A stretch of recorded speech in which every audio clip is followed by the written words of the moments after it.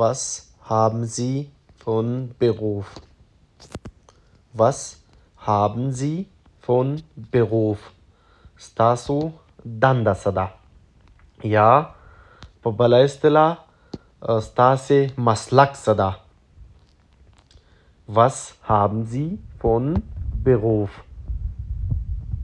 ستاسې دنده یا مسلک څه ده؟ Was hast du von Beruf? دنده مو څه ده؟ دا غیر رسمی ده دا لاندې جمله. Was hast du von Beruf?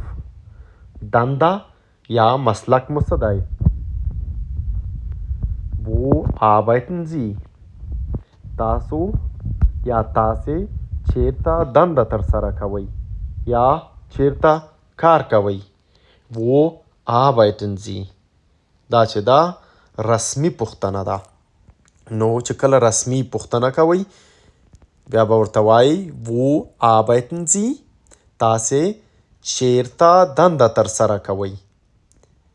Wo arbeiten Sie؟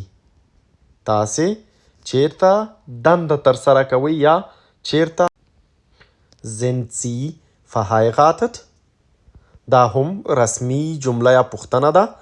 Sind Sie verheiratet؟ آیا تاسو واده کړي یاست یا متحله یاست؟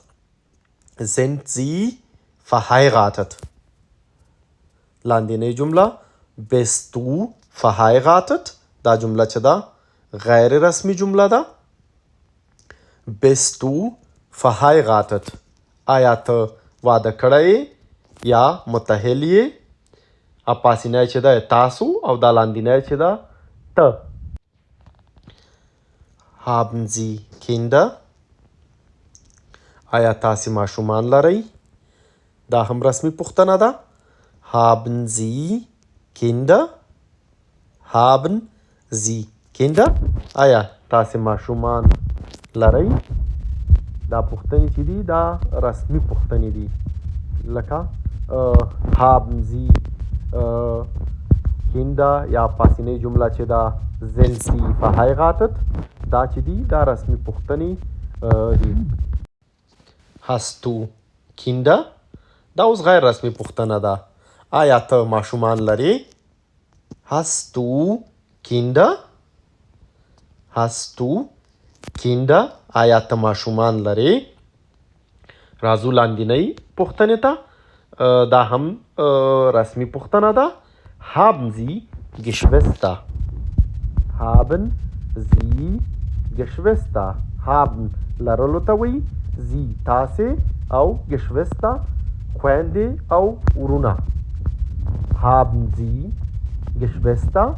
آیا تاسې خویندې او ورونه لرئ؟ راځو لاندینۍ ته غیر رسمی پوښتنه. Hast du Geschwister؟ Hast du Geschwister؟ آیا ته خویندې او ورونه لرئ؟ Hast du Geschwister؟ آیا ته خویندې او ورونه لرې؟ Ja, ich habe. یا په معنا د هو. Ich habe زه یې لرم.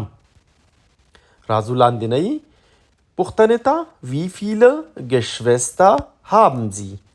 Wie viele so Geschwister خویندې ورونه haben Sie؟ haben په معنا تاسې لرئ. لرل ته haben لرلو ته وایي.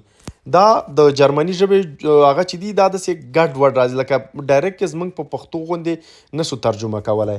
Wie viele Geschwister haben Sie؟ تاسو څو خویندې ورونه لرئ یا څو خویندې ورونه یاستئ؟ لاندینۍ پوښتنه غیر رسمی پوښتنه ده.